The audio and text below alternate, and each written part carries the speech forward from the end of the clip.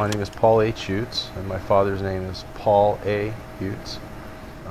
I was first of all raised in Kwajalein Marshall Islands in the South Pacific from the age of 5 through 7th grade. Pada akhir tahun 2014, sebuah video dipost ke YouTube bernama Anak Seorang Insinyur Area 51 menjelaskan mengenai rahasia energi alternatif, di mana seseorang membicarakan bagaimana ayahnya yang katanya merupakan sebuah mantan insinyur optik di markas Area 51 di Amerika, sebenarnya sedang membuat dan menguji coba pembuatan sumber energi rahasia. The project that he had worked on, he had been working on it for a number of years, like 5 or 6 or 7 years. And it concluded when they had tested a device that was supposed to be a new type of energy source direction. Dan orang ini membicarakan bagaimana bekerja dalam proyek rahasia pemerintah membawa sebuah perasaan paranoid yang sangat tegang di rumah tangganya. Dan paranoid ini enggak tanpa alasan. Berkali-kali dia dikatakan kalau keluarga mereka sempat diintai dari belakang oleh orang-orang dalam mobil polisi yang enggak ada platnya. My mother was working as a legal secretary at the time, and there was people that were following us from our house that were not even trying to be secret about it. They were just kind of like in unmarked police vehicles and cars like that. Video ini menunjukkan bagaimana bahayanya bekerja atau bahkan melibatkan diri mengenai rahasia-rahasia sebuah negara. Tapi di bawah kolom komentar video ini ada seseorang yang kurang terkesan, dan orang ini menggunakan username SnakeBitMcGee. Dia berkomen, "Ini belum apa-apa. Saya seorang pendaki jarak jauh. Suatu kali selama salah satu pendakian saya di sekitar pangkalan udara Nellis, saya menemukan sebuah goa tersembunyi. Pintu masuk goa itu bentuknya kayak huruf M besar yang sempurna. Dan karena saya selalu masuk ke setiap goa yang saya temui, saya mendekati goanya. Tapi saat saya mulai masuk ke goa ini, seluruh tubuh saya mulai tiba-tiba bergetar. Semakin dekat saya ke pintu masuk gua ini, getarannya semakin parah. Dan tiba-tiba, entah kenapa saya menjadi sangat takut dan langsung berlari keluar dari sana. Jujur, itu adalah salah satu kejadian paling aneh yang pernah saya alami. Dan meskipun pada awalnya komen ini tampak sama seperti banyak komen-komen lain mengenai konspirasi atau teori-teori yang aneh, satu komen ini merupakan pemicu untuk serangkaian peristiwa-peristiwa yang pada akhirnya berujung menjadi sebuah tragedi, di mana seseorang menghilang. Hari ini kita akan membicarakan sebuah kasus yang menurut saya sangat kurang dibicarakan oleh orang-orang lain, yang merupakan sebuah tragedi dengan sendirinya. Karena menurut saya, kasus ini merupakan salah satu contoh terbaik bahwa di dunia ini ada hal-hal tertentu yang lebih baik jangan dicari tahu. Jadi jika itu terdengar menarik, maka jangan kemana-mana. Karena kita akan langsung membicarakan sebuah kasus orang menghilang yang menurut saya merupakan salah satu kasus orang menghilang yang sangat-sangat mengganggu. Inilah kasus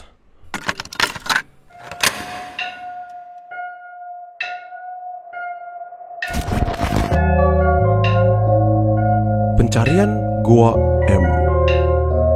Seperti yang sudah saya jelaskan di intro awal, ini semua mulai dari komen ini, di mana seorang dengan username SnakeBitMcGee berkomen kalau dia pernah menemukan sebuah goa yang berbentuk seperti huruf M besar sempurna. Dan ketika dia mendekati goa M ini, tubuh dia mulai bergetar. Dan getarannya semakin parah, sampai pada akhirnya dia kabur ketakutan. Dan nggak kaget kalau kebanyakan balasan dari komen ini itu dari orang-orang yang sama sekali nggak percaya. Dan bahkan beberapa minta si SnakeBitMcGee ini membuktikan kalau apa yang dia ngomongin itu benar. Tapi komentar si SnakeBitMcGee di video ini bukan itu aja. Di komentar lain dia membicarakan pengalaman dia sebagai seorang pendaki. Saya sering melakukan pendakian sendirian di puncak gunung yang kebanyakan orang-orang gak berani datengin. Saya udah masuk ke banyak banget goa, sampai saya gak bisa hitung. ular berbisa itu cuma mainan buat saya.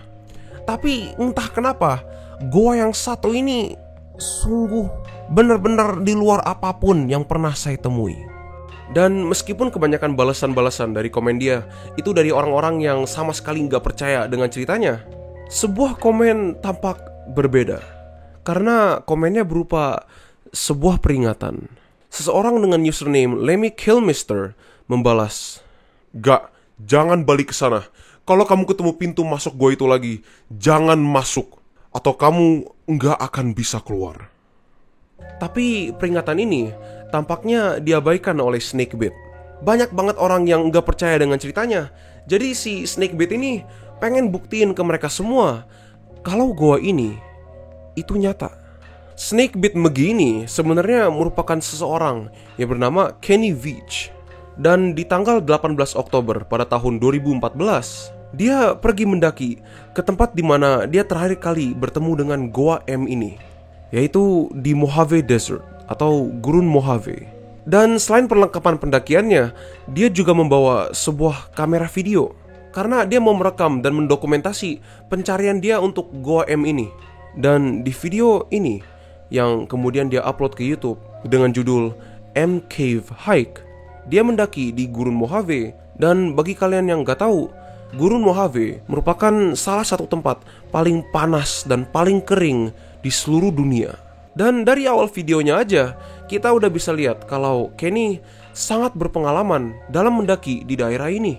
Dan untuk sebagian besar videonya, Kenny hanya mengelilingi padang pasir itu, berjalan-jalan melewati jurang-jurang dan goa-goa kecil.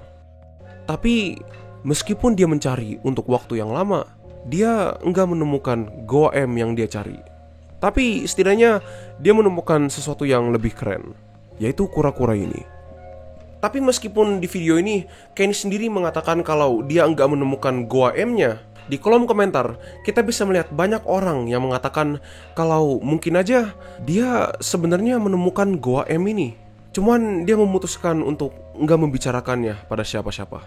Karena kalau kalian perhatikan di sepanjang videonya, Kenny berbicara dengan lancar dan tanpa kesulitan. This is a canyon I just walked up in. Now you can't tell, but my truck is way out there by the mountain. Tapi di tengah-tengah videonya, secara tiba-tiba dia terdengar sedikit gugup.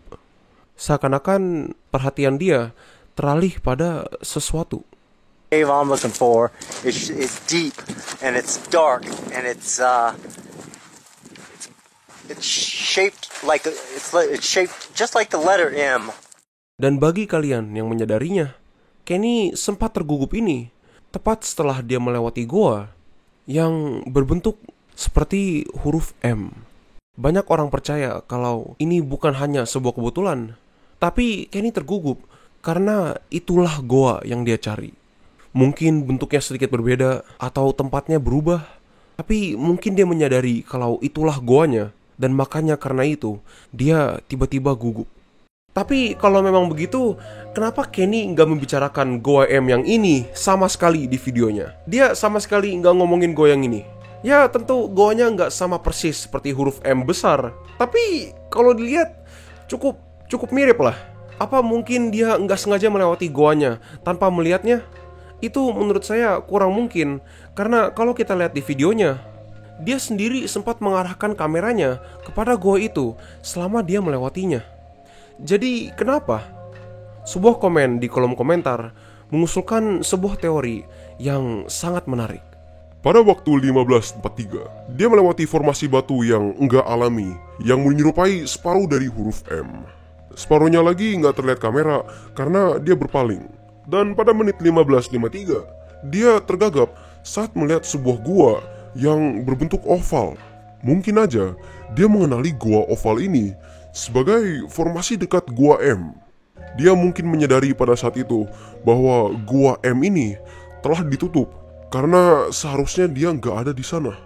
Gua oval yang dimaksudnya adalah yang ini, di mana kita bisa mendengar lagi kalau Kenny tiba-tiba gugup dan bicaranya mulai putus-putus. Yeah. And then there's caves like that. It all looks like. Doink. I'm not going up there. Entah apa yang menyebabkan Kenny tergugup secara tiba-tiba seperti ini, mungkin kita nggak akan tahu. Karena setelah dia kembali ke rumahnya setelah pendakian ini, kurang dari 1 bulan kemudian, pada tanggal 10 November, entah kenapa dia tiba-tiba memutuskan untuk kembali mendaki ke Gurun Mojave. Dan pendakian ini harusnya hanya merupakan sebuah pendakian semalam singkat, atau setidaknya itu yang dia katakan pada pasangannya. Tapi yang mereka nggak tahu adalah setelah Kenny pergi untuk mendaki untuk pendakian singkat semalam ini, dia nggak akan kembali ke rumah lagi. Pendakian singkat ini berjalan untuk beberapa hari, dan pada setiap hari pasangannya selalu menelpon Kenny. Tapi pada suatu hari, saat Kenny nggak menjawab telepon dari pasangannya, dia langsung melaporkan Kenny menghilang pada pihak polisi. Dan setelah ini, sebuah upaya pencarian yang sangat besar segera diluncurkan untuk mencari Kenny Veach. Pencarian yang meliputi daerah dari Gurun Mojave yang sangat luas. Mereka mencari di semua tempat, dari atasan bukit-bukit pasir, ke bawah jurang-jurang, bahkan sampai masuk ke dalam goa-goa kecil. Dan bahkan sampai bangunan bekas pertambangan yang udah kosong, mereka cari sedalam-dalam mungkin. Dan pada akhirnya, pada tanggal 22 November, tim pencari menemukan telepon genggamnya Kenny Veach. Kami menemukan ponselnya dekat dengan sumur tambang tua yang sangat vertikal, dan kami nggak bisa menemukan jalur lain. Mereka coba melacaknya, mereka coba menggunakan anjing pencarian, mereka coba pakai helikopter, tapi mereka nggak menemukan Kenny Veach di mana-mana. Dan sampai sekarang kita nggak tahu dengan pasti apa yang terjadi padanya. Tapi itu bukan berarti kalau kita nggak bisa berspekulasi. Pastinya banyak dari kalian langsung berpikir kalau alasan kenapa Kenny bisa menghilang itu berhubungan dengan Goa M ini yang dia cari. Dan kalian gak sendirian, ini merupakan teori paling populer mengenai alasan kenapa Kenny tiba-tiba keluar untuk pergi untuk mendaki sebentar dan gak pernah kembali lagi. Salah satu teori yang paling populer adalah bahwa Goa M ini bukan goa biasa, tapi merupakan sebuah markas militer rahasia. Sama seperti Area 51 yang dibicarakan dalam video di mana dia pertama kali komen mengenai Goa M ini.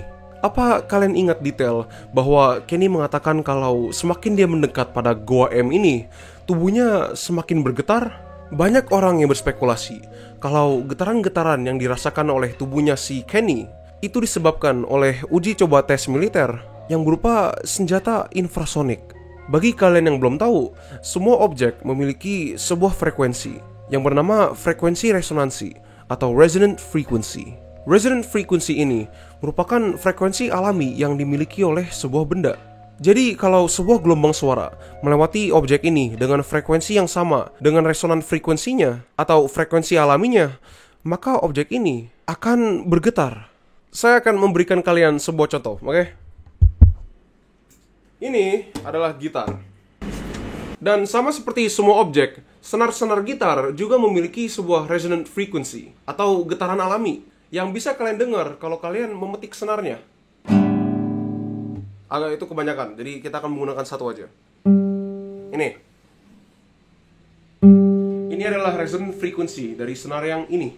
Dan sama seperti semua benda, kalau ada sebuah gelombang suara yang melewati senar gitarnya dengan frekuensi yang sama, maka tunggu, ini bakal katain kayak orang, tapi tunggu ya.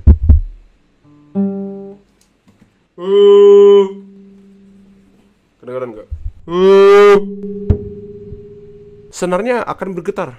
Dan untuk membuktikan pada kalian kalau itu bukan cuman gema dari dalam gitarnya, saya akan memegang senarnya yang harusnya memberhentikan semua sumber suara yang berasal dari senarnya. Dan kalau saya pegang senarnya ketika saya teriak ke dalam gitarnya, denger gak? Suaranya langsung berhenti. Jadi saya harap itu bisa menunjukkan pada kalian kalau getaran suara benar-benar bisa menggetarkan sebuah benda, termasuk tubuh manusia. Tubuh manusia memiliki frekuensi resonansi sebesar 5 Hz. Jadi seandainya sebuah gelombang suara melewati tubuhmu dengan frekuensi 5 Hz, kamu akan bisa merasakan getaran dari gelombang suara itu. Dan kemungkinan besar kalian semua pernah mengalami ini. Kalau kalian pernah berdiri di sebelah sebuah speaker yang besar dengan bass yang kencang dan merasakan kalau tubuh kalian bergetar, Itu terjadi karena frekuensi bass yang rendah melewati tubuhmu dengan frekuensi yang sama seperti frekuensi resonansi dari tubuhmu. Tapi gelombang-gelombang suara ini biasanya memiliki kekuatan atau amplitudo yang sangat kecil, jadi sama sekali nggak ada efeknya ke tubuhmu. Tapi jika amplitudonya atau kekuatannya diperbesar, itu bisa menyebabkan hal-hal yang jauh lebih parah dari sekedar getaran tubuh doang. Kamu bisa merasa nggak nyaman, dan kalau seandainya amplitudonya sangat-sangat besar, mungkin aja internal tubuhmu bisa terluka. Dan inilah maksudnya dari senjata infrasonik. Banyak orang yang percaya kalau pemerintah negara-negara sedang bereksperimen dengan senjata infrasonik dengan konsep ini. Teknologi di mana kalau berhasil berkembang, kamu bisa melukai atau bahkan membunuh orang dari jarak jauh hanya menggunakan gelombang suara. Gelombang suara yang bukan hanya nggak bisa dilihat, tapi juga nggak bisa didengar. Dan mungkin aja salah satu markas untuk tempat uji coba senjata-senjata seperti ini ditempatkan pada sebuah gurun dalam sebuah goa. Goa yang kemudian ditemukan oleh seorang Kenny Veach yang nggak tahu kalau goa ini merupakan sebuah markas militer rahasia. Dan kalau teori ini emang benar, faktanya kalau setelah ini dia langsung mengumumkan kepada semua orang kalau dia menemukan goa yang merupakan markas militer rahasia ini di bawah kolom komentar dengan seseorang yang pernah terlibat dengan Area 51, di mana dalam videonya sendiri mereka membicarakan bagaimana pemerintah Amerika Serikat akan memastikan dengan segala cara kalau rahasia-rahasia mereka tidak akan bocor. Saya nggak mengatakan apa-apa dan saya nggak berniat untuk mengsugestikan apapun. Tapi biar saya beritahu kalian semua kalau komen originalnya Kenny Veach di bawah video itu telah dihapus tanpa alasan yang jelas, dan pembuat videonya nggak pernah sekalipun berkomen mengenai kehilangannya Kenny. Jadi kalian bebas mengambil konklusi kalian sendiri. Di saat ini saya bisa bayangin kalau kalian berpikir di antara dua hal. Mungkin Kenny menghilang karena dia pergi untuk mencari sesuatu yang benar-benar seharusnya dia nggak cari, dan kemudian mendapatkan akibatnya.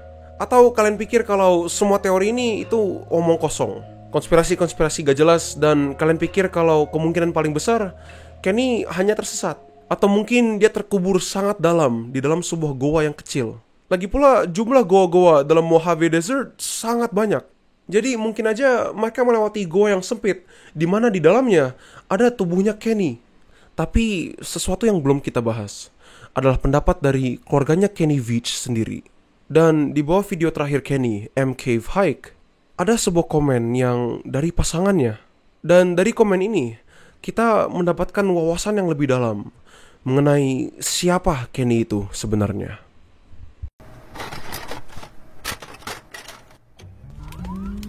Saya adalah pacar yang diomongin Kenny dalam video. Ada begitu banyak postingan. Saya tidak tahu sampai seorang teman memberitahu saya.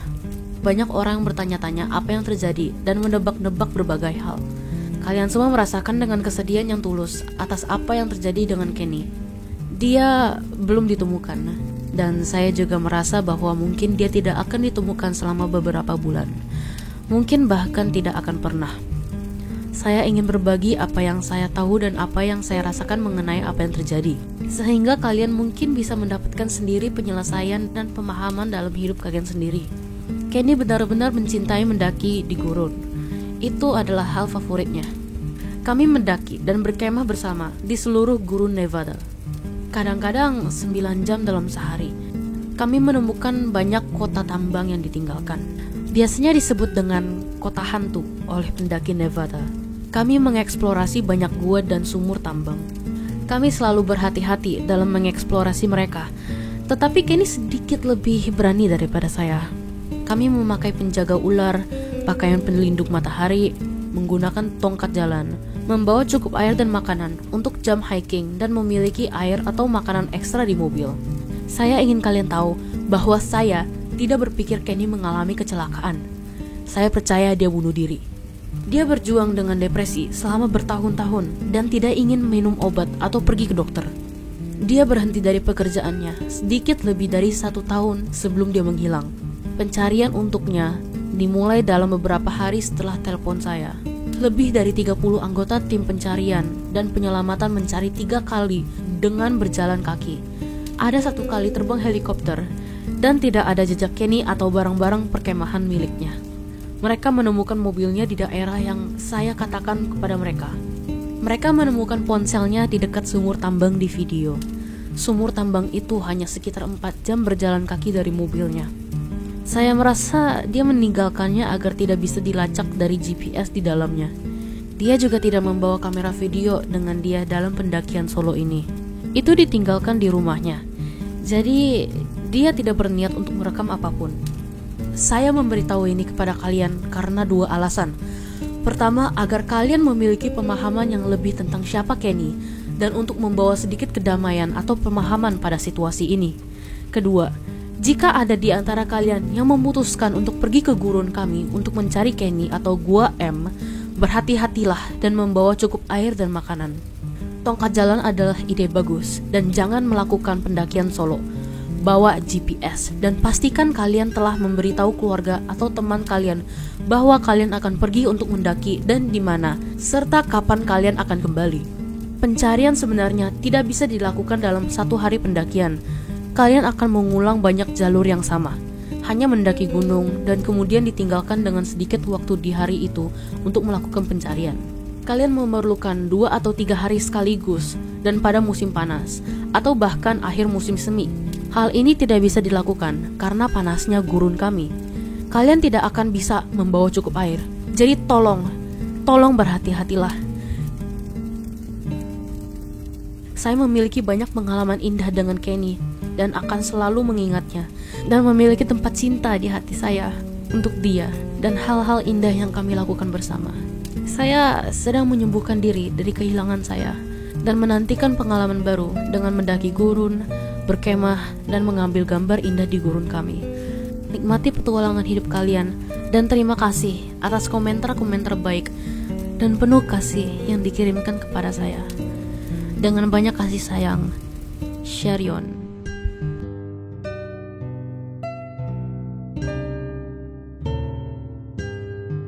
Entah apa yang sebenarnya terjadi pada Kenny Veach, kita nggak akan tahu.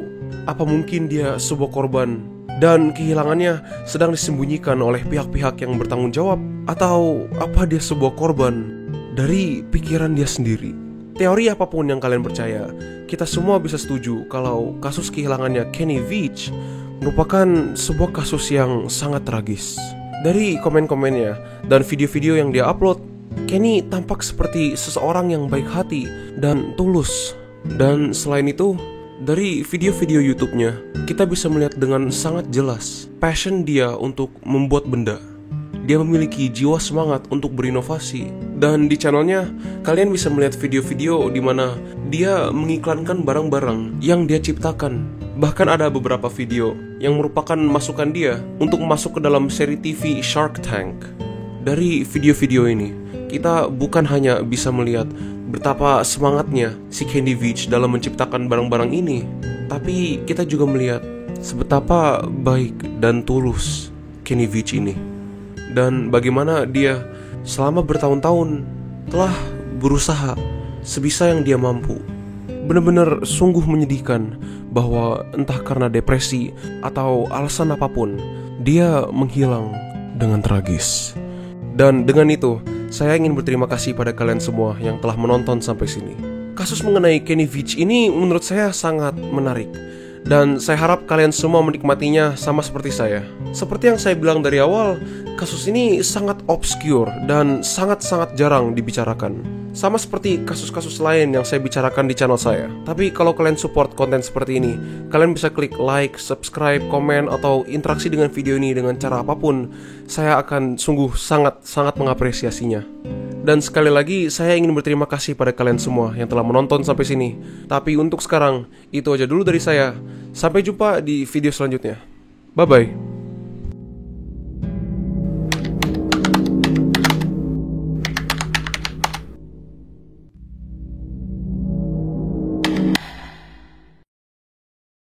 Bagi kalian yang belum tahu, semua objek memiliki sebuah frekuensi alami dengan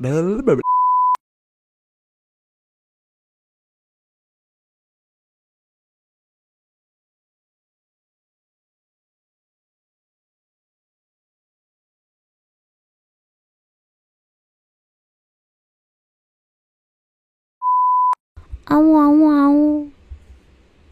Wagu wagu.